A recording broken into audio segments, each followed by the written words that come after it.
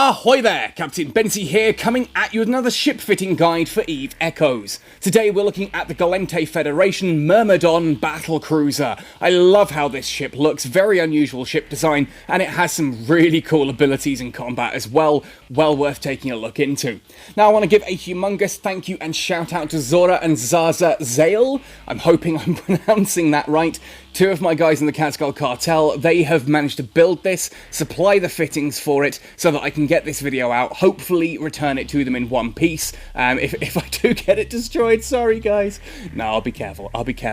So what we're going to do today is, of course, have a look at what this ship is, what it does, how you can fit it, and why you might want to add this one to your ship hangar, other than just the fact that it looks badass as all hell. Anyway, if you do enjoy this video, let me know by hitting like on it, subscribe to the channel for all things Eve Echoes, ding that notification bell so that you never miss an upload, and let me know in the comment section below what topics you want to see me cover in future fitting videos, what ships you want me to look at, what kind of questions you have that you want answered, that kind of thing. Finally, if you do want to go the extra mile to help support this channel, you can join us over on Patreon. Details are on screen now. That said and done, however, let's jump in and talk about the Gallente Federation Myrmidon. The Myrmidon is one of the first battlecruisers available to pilots in Eve Echoes. It's found on the Gallente Federation tree and becomes available at Tech Level 7. Here it is here, the Myrmidon. Now this is a really cool looking ship. I love the profile of this ship in general, just that sort of upright design makes it incredibly difficult to get good screenshots off for thumbnails, mind, but there we are. Some very cool skins. You've got the titanium silver here. I love the black, silver and orange that this has. That makes it look really badass, but again, that air skin, oh, I was super lucky to get this out of one of the daily login reward crates, so I've got a 15-day Myrmidon Air skin that I thought, you know what, I'm going to use that one for this video because it just looks amazing. I love the turquoise on that, that's so cool. Anyway, attributes and fittings. As you can see by looking at that fitting profile, this is very much a drone ship. 5 drone launching tubes, they can launch small or medium drones. You then have 3 high slots, 3 mid slots, and a whopping 5 low slots, completed with 3 mechanical and 3 power grid rigs. This thing does have a lot of variety of different things you can do with it. We'll come to that later.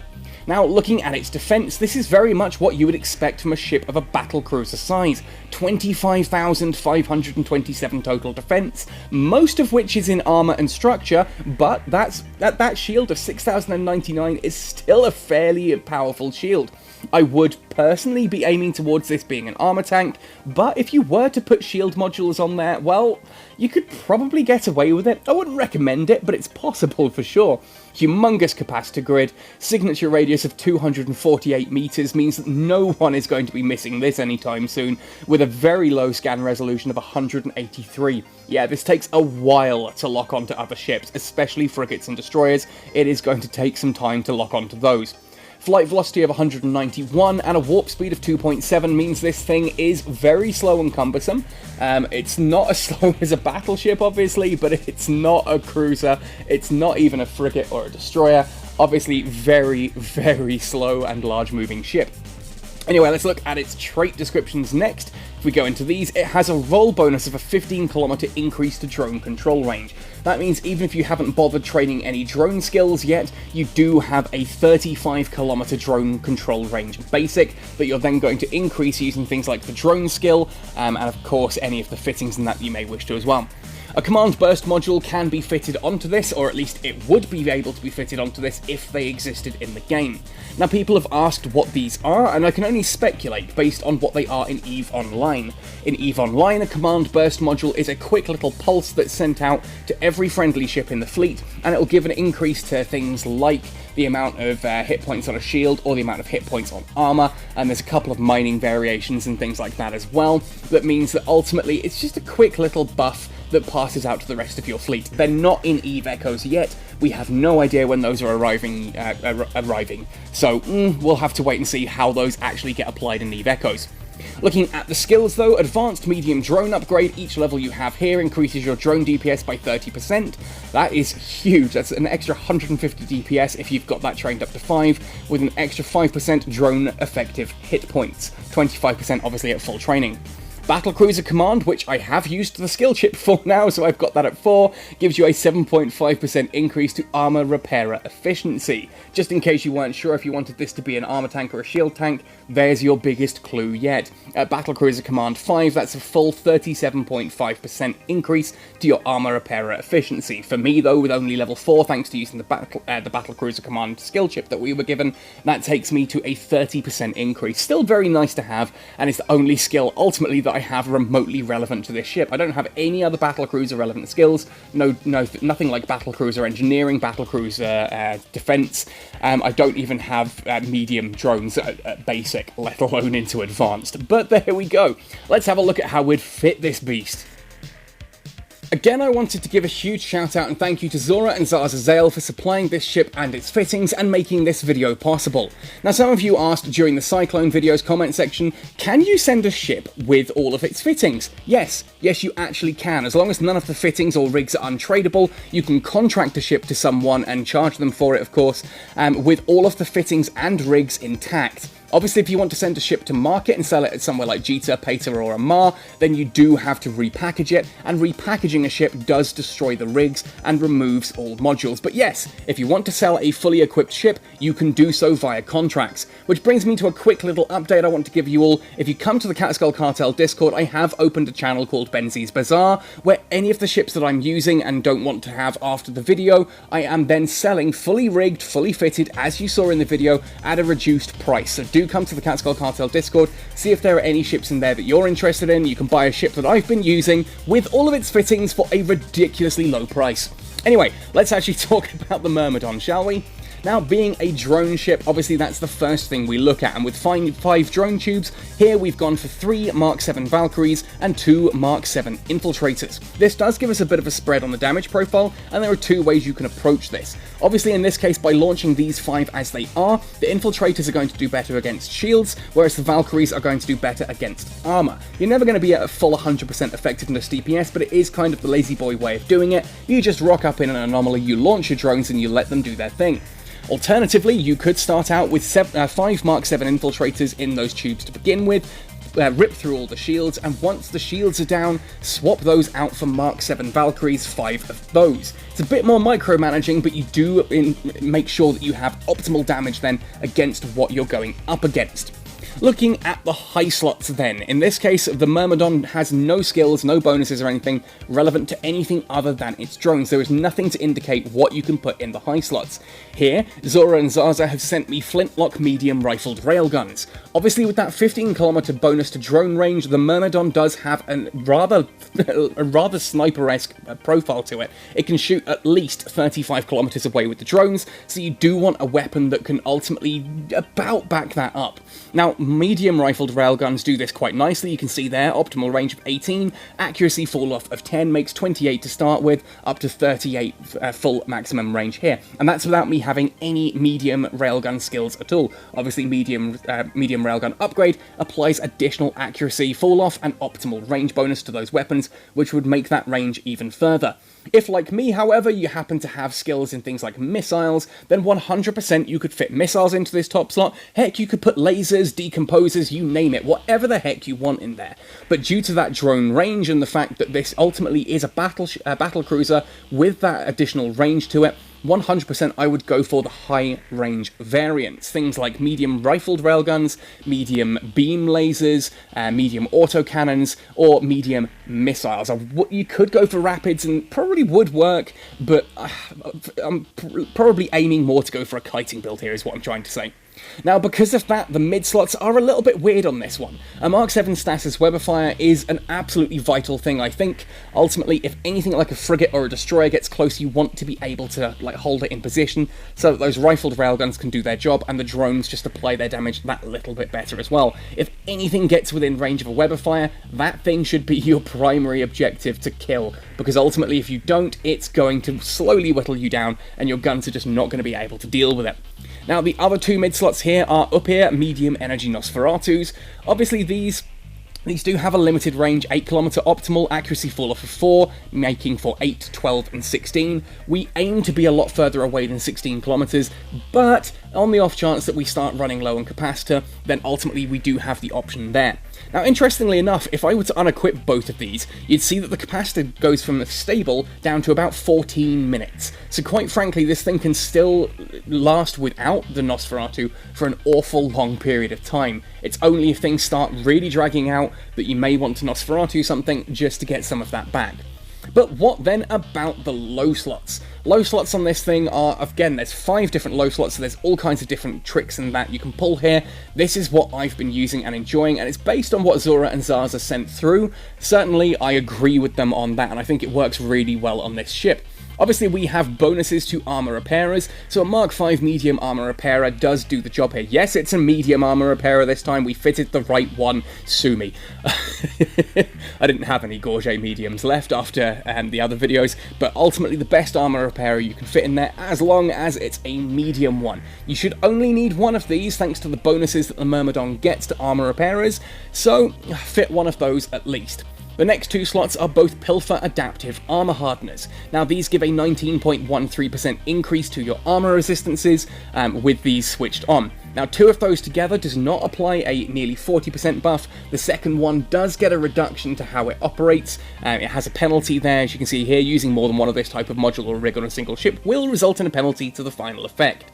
That reduces this one by about 70%, I think it's somewhere around the 70% region, which means ultimately the second one is only going to be applying about a 15% armor resistance, but that is still really useful, and the less damage you're taking on the armor, the better that armor repairer is going to be able to keep up with it. You could put a reactive on here, but in my experience the reactives are just a little bit too slow to react, and if you don't have, if you're not going up against one explicit damage type, then ultimately the adaptives do seem to work better. Now, a Smuggler Medium Afterburner does help this ship move around a little bit. Once we've completed an anomaly, it allows us to actually get from A to B just a teeny tiny bit faster so that we can actually loot that wreckage and take the gear home. Does also allow us to reposition a little bit better. You might want to go for a medium micro warp drive here, in fairness, simply because the capacitor of this ship is large enough to actually do that, and it'll allow you to keep that range a little bit better. I didn't have one on hand here, so I've gone for an afterburner, just because an afterburner is better than nothing, but in my opinion, a micro warp drive probably would do the job a touch better on this one. Finally then, a Bat Drone Damage Amplifier just kicks the DPS of those drones up that little bit higher, a little bit of extra damage when it's fitted cold, and then you can activate it for an even bigger boost of damage after. That gives us a DPS here of 209.65. Again, that's with no medium drone skills at all, no medium railgun skills at all to support that. This is purely unskilled, jumping into it for the first time. I am training up a character to have some battlecruiser skills, but obviously that's going to take a bit of time, so bear with me on that one. Now for the rigs here, things are a little bit of a mixed bag. We've got a drone firepower augmenter, again just to increase the drone DPS, straight up extra drone damage, always a nice thing to have. A nanobot accelerator reduces the activation time of the armor repairer, so we've got a highly efficient armor repairer doing its job quickly and efficiently there thanks to that, and an auxiliary nano pump just increases the amount that the armor repairer repairs again. This means that one armor repairer is doing an absolutely vital job, and it really, it's almost as good as having 2 of them equipped, in fairness. Very powerful armor repairers on this. For the mechanical rigs, a dynamic fuel valve just reduces the amount of capacitor required to use the afterburner or the micro warp drive. Again, I would err more towards the micro warp drive in this case. And then the second one here is an auxiliary thruster, flight velocity adjustment, just to help you move from A to B that little bit quicker.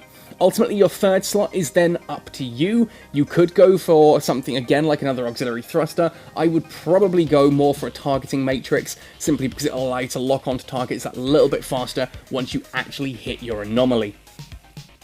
So I'm now warping into a Tier 7 Angel Small anomaly and reminding myself why I like frigates and destroyers so much, because boy, a 2.7 AU per second is too slow for warping across nullsec's huge systems. But there we go, we're coming into combat now. So I'm going to change things across to my structures menu here, and I will do a video on the overview as well here, and I'm going to approach, once I'm able to actually make some adjustments to my flight velocity, there we are, going to approach my gate, my exit gate. You'll see that I've got an autopilot here already set. That's so that I can make a quick getaway if things start going south. don't know why I'm activating those. Let's activate the drones and send those in. We're going to start here by taking out the Cyclone.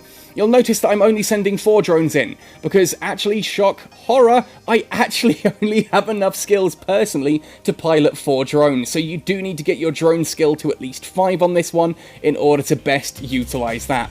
We can leave the Nosferatus running here. I don't know why I cancelled that one, because ultimately they are always going to, they're never going to actually drain capacity. They've got no activation time, activation costs themselves. They're only ever a benefit to have. However, I am going to turn off the armor repairer. We don't need that just yet. Here within 13 kilometers, as we're getting towards the armor section, I'm getting ready to activate my armor hardeners, getting that wonderful low shield warning. I hate that low shield warning so much. Really not a fun sound. I'm used to shield tanking, so that sound means it's time to start running. Obviously not in this ship. There we go, so we can now start activating the hardeners, and we're going to put the repairer on once to see if we can just top up that little bit there. We're then going to activate the drone damage amplifier and see if we can pull this Cyclone down a little bit faster, because goodness gracious me, it's a tanky ship. Now hopefully you'll see that here, once we're actually now down to armor, there's almost no damage coming in whatsoever. That means I can just sit here quite happily, activate the armor repairer when I feel it needs it, and then just let the drones and the railguns do their work against anything otherwise. Obviously nothing's in the range yet of my stasis webifier, no need to activate that. If they were sending in drones, or if there were things like slasher frigates, that kind of thing, yeah, we can activate the webifier on those. So this makes it nice and easy for me. If I had the right drone skills, I'd have an additional drone right out there now doing all this damage, but there we go. Drone 5 takes a lot of skill points, and I'm heavily invested all over the place, so I haven't had a chance to train that one up yet. Well worth doing though, apparently. Anyway, the Cyclone is slowly on its way down now. You'll see I haven't even got the afterburner active yet. This is kind of why I recommend the micro warp drive, because it allows you just to get to the range you want to be at. You can then sit there and do what you need to do. Let's activate that armor repairer then. Couple of cycles of that just to get that back up into position.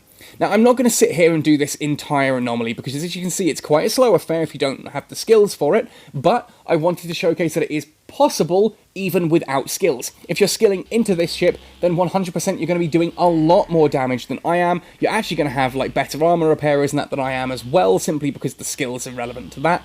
But in a second, once this Cyclone is down, I am going to showcase why we've set that autopilot and why we have aligned to the first destination on that autopilot. Essentially, we're going to pretend and simulate that I'm here doing this anomaly and someone has warped in with something really scary like a crew or a daredevil and is approaching our position. At which point, all I need to do is hit that autopilot button there in the top left, and you'll see almost instantly I enter warp and off we go to safety. I can now cancel that because I'm going to go into the gate guns range, and I don't actually want to fly away. I am going to finish this one, just because it's extra ISK. Switch these off because I don't need them, but I don't want to sit here and showcase the entire anomaly in this video. As you can clearly see, I'm not taking enough damage here to actually be in any form of danger, but equally I am not doing much in the way of damage back, simply because I don't have the skills. But with time, I will clear that tier 7 anomaly nice and easily, and that's after the changes that we've seen to how anomalies work and how pirates work. So, very straightforward, very easy ship to get the most out of there.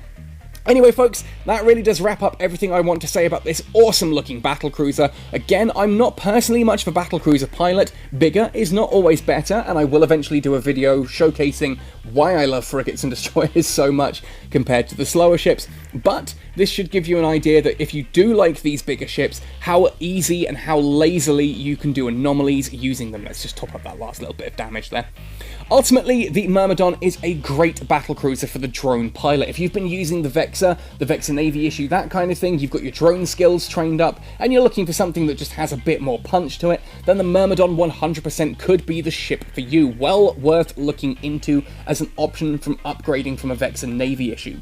The Navy issue obviously does have some advantages of its own. It's slightly smaller and harder to hit, but the Myrmidon does kick out even more damage. You've just got to obviously start training into those battlecruiser relevant skills as well. Things like battlecruiser engineering, battlecruiser defense upgrade, and of course battlecruiser command. But worth the investment in my opinion, if this is the kind of ship that sounds like something, this sounds like the kind of ship you'd like to pilot. Anyway folks, thank you ever so much for watching right the way to the end. Look forward to the next upcoming videos. Happy sailing, and see you in New Eden.